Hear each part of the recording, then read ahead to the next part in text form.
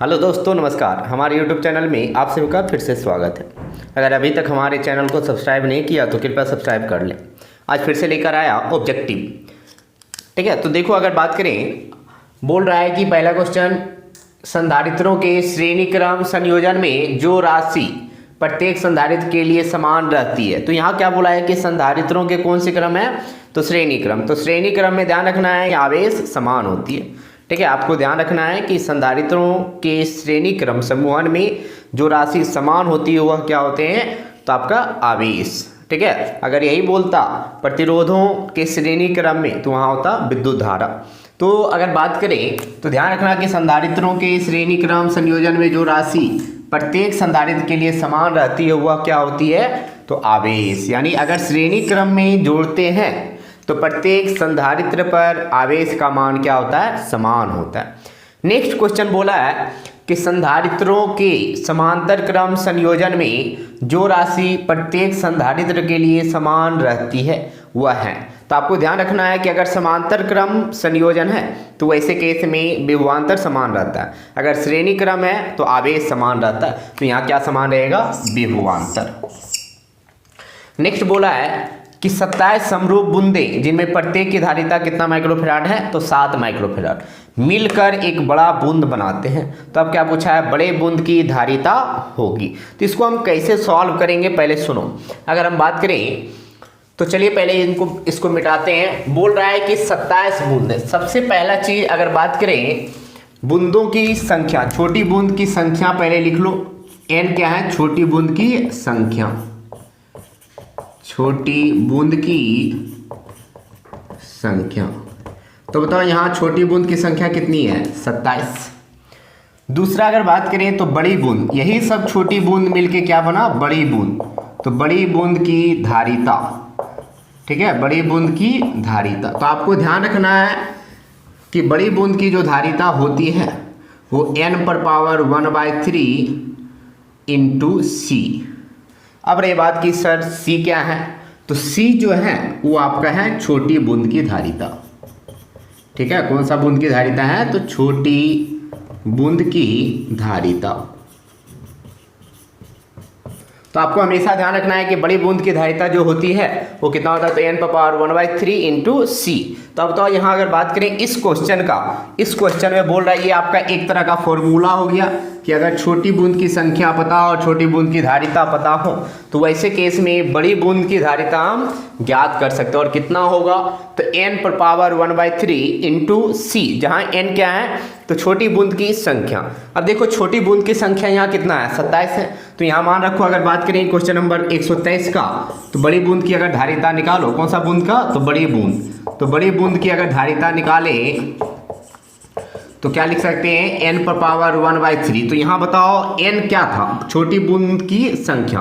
तो छोटी बूंदों की संख्या, तो छोटी बूंद कितने हैं, 27 है। तो छोटी बूंदों की संख्या कितनी है, 27 है। तो यहाँ रखेंगे 27 और 27⁻⁴ और इंटू सी क्या है, छोटी बूंद की धारिता। तो बताओ छोटी बूंद की धारिता कितना माइक्रोफैराड, 7 माइक्रोफैराड। तो लिख सकते हैं गुना 7 माइक्रोफैराड। अब सॉल्व करेंगे तो 3 3 27, 3 पर पावर कितना, 3 और पावर 1/3। 27 को हम क्या लिख सकते हैं, 3 पर पावर कितना, 3 और होल पर पावर कितना, 1/3 और 7 माइक्रोफैराड। अब देखो 3 से ये पावर कट गया तो क्या बचा, 21 माइक्रोफैराड। तो ये आंसर कौन सा होगा, 21 माइक्रोफैराड। हमने क्या बोला पहले, हमारी बात एक बार ध्यान से सुनो। हमने आपको बताया कि मान लो n क्या है, छोटी बूंदों की संख्या, यानी टोटल छोटी बूंद कितनी है उसकी संख्या है। C क्या है, तो C जो है वो है छोटी बूंद की धारिता। अब आपको निकालना क्या है, बड़ी बूंद की धारिता। तो बड़ी बूंद की धारिता का जो मान होता है वो छोटी बूंद की संख्या पर पावर कितना, 1/3 और इंटू छोटी बूंद की धारिता। अब देखो यहाँ अगर बात करें तो यहाँ छोटी बूंद की संख्या कितनी है, 27। तो 27 पर पावर 1/3 इंटू छोटी बूंद की धारिता, तो यहाँ कितना है, 7। अब देखो 27 को लिख सकते हैं 3 पर पावर 3 पर होल पर पावर 1/3, 3 से 3 कैंसिल, क्या बचा, 3 गुना 7, 21 माइक्रोफैराड। तो ऑप्शन कौन सा होगा, 21 माइक्रोफैराड। नेक्स्ट क्वेश्चन आपका वैसे ही है। देखो अगर हम बात करें 124 नंबर क्वेश्चन बोल रहा है कि आपका 64 समरूप बूंदें हैं। तो यहाँ n का जो मान है वो कितना है, 64 है। तो अगर n की बात करें 124 में, तो 124 में बोल रहा है कि बड़ी बूंद की धारिता, तो बड़ी बूंद की धारिता अगर निकालना हो तो बड़ी बूंद की धारिता, तो बड़ी बूंद की धारिता अगर निकालना हो तो हम क्या करेंगे, छोटी बूंद की संख्या, तो छोटी बूंदों की संख्या कितना है 64, तो 64 पे पावर 1/3 और गुना छोटी बूंद की धारिता, तो छोटी बूंद की धारिता कितना है 5 माइक्रोफैराड। अब बताओ 64 को हम लिख सकते हैं 4 पे पावर 3 और होल पे पावर 1/3 5 माइक्रोफैराड। अब देखो 3 से 3 कैंसिल, 5 चौक क्या हो जाएगा 20, तो कितना माइक्रोफैराड, तो 20 माइक्रोफैराड। तो देख लो कौन सा ऑप्शन होंगे 20 माइक्रोफैराड। ठीक है, तो चलिए अब इसको मिटाते हैं।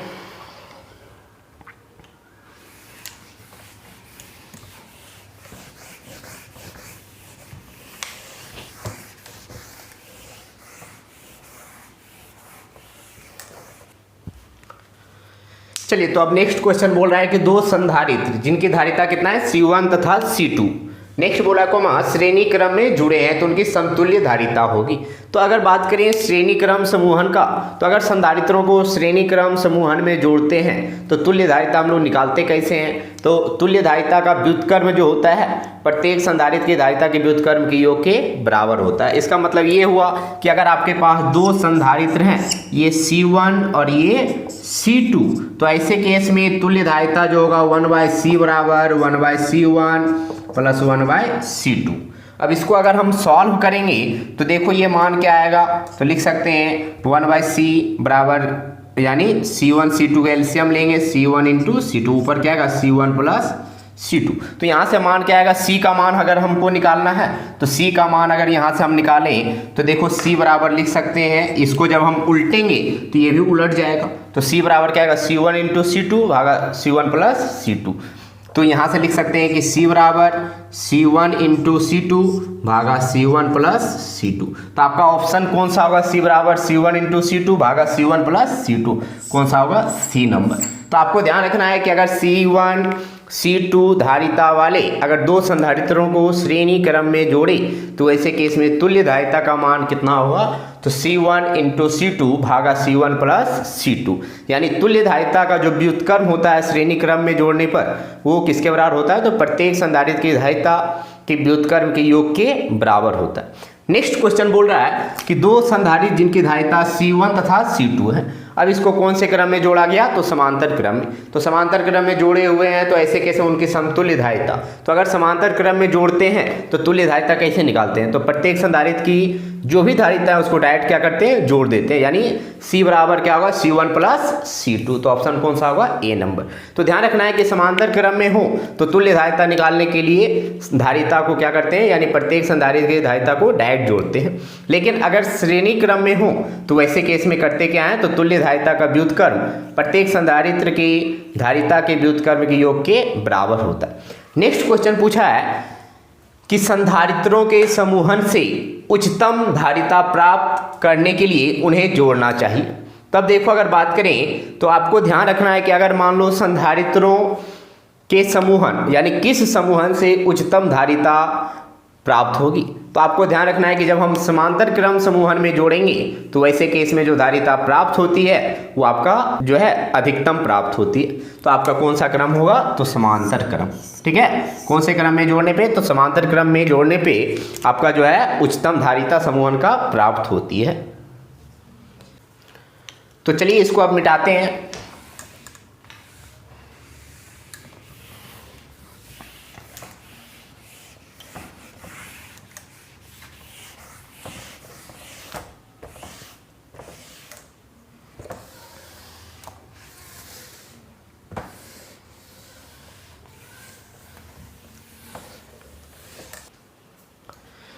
चलिए अब आगे देखिए, बोल रहा है कि दो संधारित्र जिसमें प्रत्येक की धारिता कितना है, C है, और कौन से क्रम में जुड़े हुए हैं, तो श्रेणी क्रम में जुड़े हैं। तो अब पूछा उनकी तुल्य धारिता। तो आपको ध्यान रखना है सबसे पहला चीज कि अगर C यानी धारिता वाले n संधारित्र, ठीक है, C धारिता वाले कितने संधारित्र, n संधारित्र जो है वो श्रेणी क्रम में जुड़ा हूं तो ऐसे केस में तुल्य धारिता C इक्विवेलेंट का मान होता है C भागा n। n क्या है? तो संधारित्रों की संख्या। यानी अगर C धारिता वाले n समरूप संधारित्र कौन से क्रम में जुड़े हों? तो श्रेणी क्रम में। तो तुल्य धारिता क्या होगा? C इक्विवेलेंट बराबर C भागा n। अब देखो यहाँ C धारिता वाले कितने संधारित्र हैं? 2। इसका मतलब संख्या n का मान यहाँ कितना है? 2। तो तुल्य धारिता कितना होगा? तो C बटा 2। लेकिन ये कब? जब कौन से क्रम में जुड़े हों? श्रेणी क्रम में। तो इसका मान क्या होगा? C बटा 2। नेक्स्ट पूछा है कि 3 संधारित्र, नेक्स्ट क्वेश्चन बोल रहा है कि 3 संधारित्र जिसमें प्रत्येक की धारिता C है, आगे बोला है कि श्रेणी क्रम में जुड़े हैं। तो अब बताओ फिर से वही कहानी, यहाँ n का मान कितना है? 3। और कौन से क्रम में है? तो श्रेणी क्रम में। तो तुल्य धारिता क्या होगा? C इक्विवेलेंट बराबर C भागा 3। तो यहाँ से ऑप्शन कौन सा हो जाएगा? C बटा 3। नेक्स्ट पूछा है कि 3 संधारित्र जिसमें प्रत्येक की धारिता कितना है? C, और कौन से क्रम में जुड़ा है? समांतर क्रम। तो आपको ध्यान रखना है कि अगर समांतर क्रम में जुड़ा हो समरूप, अगर n समरूप संधारित्र, कितने संधारित्र? n समरूप संधारित्र समांतर क्रम में जुड़ा हो, ठीक है, n समरूप संधारित्र कौन से क्रम में जुड़ा हो? समांतर क्रम में। तो C इक्विवेलेंट का मान क्या होता है? तो n गुना C। तो अब देखो यहाँ कितने संधारित्र हैं? 3। और ये कौन से क्रम में है? समांतर क्रम में। तो ऐसे केस में अगर ये समांतर क्रम में है तो तुल्य धारिता क्या होगा? n into C। तो अब बताओ यहाँ 3 है तो 3 इंटू C। तो कौन सा ऑप्शन होगा? ए नंबर। नेक्स्ट क्वेश्चन बोला है कि जब संधारित्रों में K प्राविद्युत स्थिरांक का माध्यम है तो हवा की अपेक्षा उसकी धारिता होगी। पहले एक चीज बताओ, हम आपको पढ़ा चुके हैं कि अगर मान लो समांतर प्लेट संधारित्र ही ले लें कि अगर मान लो वायु है, प्लेटों के बीच वायु है, तो C का मान क्या होता था? Epsilon naught A by D। लेकिन जैसे ही माध्यम रखते हैं, ठीक है, जैसे ही प्लेटों के बीच माध्यम रखते हैं तो वैसे केस में K से क्या होता है? गुणा हो जाता है। तो अब तो ये K से गुणा होने के बाद ये मान बढ़ा या घटा? बढ़ गया। तो ये क्या हुआ? K गुना बढ़ जाती है। तो ध्यान रखना कि जब संधारित्रों में K प्राविद्युत स्थिरांक का माध्यम है तो हवा की अपेक्षा उसकी धारिता क्या होगी? K गुना बढ़ जाएगी। ठीक है, तो लिख लीजिए इसको।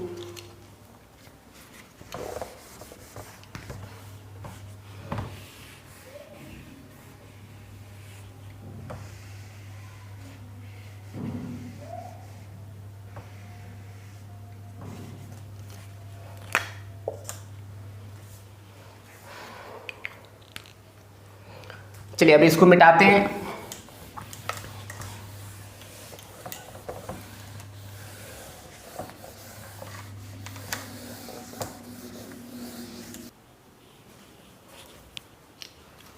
चलिए अब आगे नेक्स्ट क्वेश्चन बोल रहा है कि आवेशित चालक की स्थितिज ऊर्जा होती है। तो आपको ध्यान रखना है कि आवेशित चालक का जो स्थितिज ऊर्जा होता है वो कितना होता है? तो हाफ CV²। यानी स्थितिज ऊर्जा की बात करें तो आवेशित चालक का जो स्थितिज ऊर्जा होता है E बराबर कितना होता है? तो हाफ CV² या फिर हाफ QV या फिर Q²/2C। ध्यान रखना कि किसी भी आवेशित चालक का जो स्थितिज ऊर्जा होता है वो कितना होता है? तो हाफ CV² या फिर हाफ QV या फिर Q²/2C। तो देखो यहाँ किस रूप में है? तो CV के रूप में है, तो कितना होगा? Half CV²।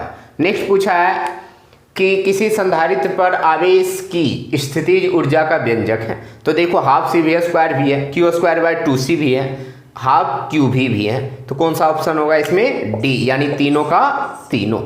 ठीक है, तो ध्यान रखना कि किसी भी आवेशित चालक या आवेशित संधारित्र का जो स्थितिज ऊर्जा होता है वो कितना होता है? तो हाफ CV² या फिर Q²/2C या फिर हाफ QV। चलिए तो नेक्स्ट क्वेश्चन बोल रहा है कि यदि 10 माइक्रोफैराड धारिता वाले, यानी धारिता का जो मान दिया धारिता को किससे? C से। कितना माइक्रोफैराड बोला है? 10 माइक्रोफैराड। अब तो धारिता का SI मात्रक क्या होता है? फैराड होता है। तो उस फैराड को पहले, यानी माइक्रोफैराड को हम किस में बदलेंगे? फैराड में। तो अगर यहाँ से म्यू को हटाएंगे तो म्यू का गुणज कितना होता है? तो 10⁻⁻⁶। तो ये किस में आ गया? फैराड में। यानी धारिता का SI मात्रक फैराड में बदल गया। अब पूछा है कि देखो ये 5 वोल्ट तक, यानी V का मान दे दिया है कितने वोल्ट? 5 वोल्ट। यानी ये ऑलरेडी किस में है? तो SI में। अगर सबका सब SI में है तो हमारा जो आंसर प्राप्त होगा वो किस में प्राप्त होगा? तो SI में। अब पढ़ चुके हैं कि चूंकि Q बराबर यानी C बराबर क्या पढ़ा था? Q भागा V। तो ऐसे केस में Q बराबर क्या होगा? C into V। अब मान रखो तो देखो अगर बात करें Q बराबर C का मान कितना है? 10 × 10⁻⁶। तो 10 गुना 10⁻⁻⁶। और देखो ये कितना है 5 वोल्ट, भी का मान तो गुना 5, 5 दें 50 और गुना 10⁻⁻⁶। अगर सबका सब SI में रखे हैं तो आंसर हमारा किस में प्राप्त होगा, SI में। तो चलो पहले एक बार फिर से देख लो, हमने क्या बोला कि ये जो मान दिया है किसका मान दिया, धारिता का। धारिता को किससे, C से। तो C का मान दिया है 10 माइक्रोफेराड। अब बताओ धारिता का SI मात्रक फेराड होता है, तो यहाँ माइक्रोफेराड में है तो म्यू को हटाएंगे तो कितना से गुना करेंगे, 10⁻⁻⁶ से। अब बताओ यहाँ कितने वोल्ट तक आवेशित किया गया, 5 वोल्ट, तो भी का मान हो गया 5 वोल्ट। अब पढ़ चुके हैं कि C बराबर Q भागा V, यानी संधारित्र की धारिता बराबर क्या होता है, तो आवेश बटा विभवांतर। अब बताओ तो ऐसे केस में Q बराबर क्या होगा, C इंटू V। C का मान SI में रखेंगे, V का मान भी SI में रखेंगे, तो आवेश का मान किस में प्राप्त होगा, तो SI में। और आवेश का SI मात्रक क्या होता है, कूलम। तो इसका मान इतना और ये इतना, और लास्ट में क्या लगा देंगे, कूलम। तो 10 × 50 गुना 10⁻⁻⁶ कूलम। तो कौन सा आंसर होगा, B नंबर। ठीक है, नेक्स्ट क्वेश्चन आप पढ़िए। बोल रहा है कि 50 माइक्रोफेराड धारिता वाले एक संधारित्र 10 वोल्ट विभव तक आवेशित किया जाता है, तो इसकी ऊर्जा। तो चलो अब देखो यहाँ से पूछा क्या है, ऊर्जा का मान। तो ऊर्जा हम कैसे निकालेंगे, तो ऊर्जा निकालने के लिए सबसे पहला चीज हमने क्या बोला कि जो भी मान आपको दिया हो उसको सबसे पहले आप किस में बदलिए, SI में। तो यहाँ से दिया है धारिता, धारिता का मतलब C का मान। C का मान कितना दिया, 50 माइक्रोफेराड। इसको अब म्यू को हटाएंगे तो 50 गुना 10⁻⁻⁶ फेराड। फिर देखो ये कितने वोल्ट तक, तो 10 वोल्ट तक, तो ये भी SI में हो गया 10 वोल्ट। अगर सबका सब SI में है तो आंसर हमारा किस में निकलेगा, SI में। तो अब पूछा है इसकी ऊर्जा। तो संधारित्र में जो ऊर्जा होगा वो कितना होता है, ½ CV² या फिर ½ QV या फिर Q²/2C। अब रखो मान, तो U बराबर क्या आएगा, तो ½ गुना C का मान कितना है 50 गुना 10⁻⁻⁶, और भी का मान कितना है 10, तो 10 का स्क्वायर। और सबका सब SI में रखेंगे तो आंसर किस में प्राप्त होगा, SI में। तो देखो यहाँ से लिख सकते हैं, पहले लिखो 1/2 गुना 5 गुना 10⁻⁻, यानी 50 गुना 10⁻⁶ गुना 10 का स्क्वायर जूल। इसको और सॉल्व करो। देखो 1 0 यहाँ लेंगे तो यहाँ जुट जाएगा, तो लिख सकते हैं U बराबर 5/2। 1 0 हम ले लिए तो 10⁻⁻⁶ प्लस 2 और प्लस 1 जूल। कितना आएगा, तो 2.5 गुना 10⁻³ जूल। ठीक है, 2.5 गुना 10⁻³ जूल। तो चलो एक बार फिर से देख लो, तो ऑप्शन यहाँ से कौन सा होगा, A नंबर। तो हमने क्या बोला कि C का जो मान दिया 50 माइक्रोफेराड, अगर माइक्रोफेराड में तो SI में बदलेंगे तो ये किस में आएगा, 10⁻⁻⁶ से गुना करेंगे, म्यू को जब हटाएंगे तो 50 गुना 10⁻⁶ फेराड, ये SI में आ गया। फिर देखो अगर बात करें तो विभव, ये कितने भी वोल्ट विभव तक, तो 10 वोल्ट विभव तक, तो भी का मान 10 वोल्ट। अब हमको निकालना है U, तो U बराबर क्या होगा, ½ CV²। C और V के रूप में, अगर Q भी रहता तो ½ QV, अगर Q और C रहता तो Q²/2C। तो यहाँ क्या लगेंगे, ½ CV²। तो अगर सबका सब SI में है तो आंसर किस में प्राप्त होगा, SI में। अब तक ऊर्जा का SI मात्रा क्या होता है, जूल। तो ½ गुना C का मान ये रखेंगे और V का मान ये रखेंगे, तो 10 का स्क्वायर कितना आएगा, 10/2। अब देखो 1 0 यहाँ है तो इस 0 को यहाँ घात के रूप में ले लेंगे, तो 5/2 गुना 10⁻⁶ प्लस 2, और 1 0 ले लिए तो प्लस 1, तो कितना आएगा, 5 में 2 से भाग देंगे, 2.5 गुना 10⁻³ जूल। ठीक है, तो लिख लीजिए इसको। तो आज यहीं तक, अब मिलते हैं आपसे नेक्स्ट वीडियो में। बहुत बहुत धन्यवाद।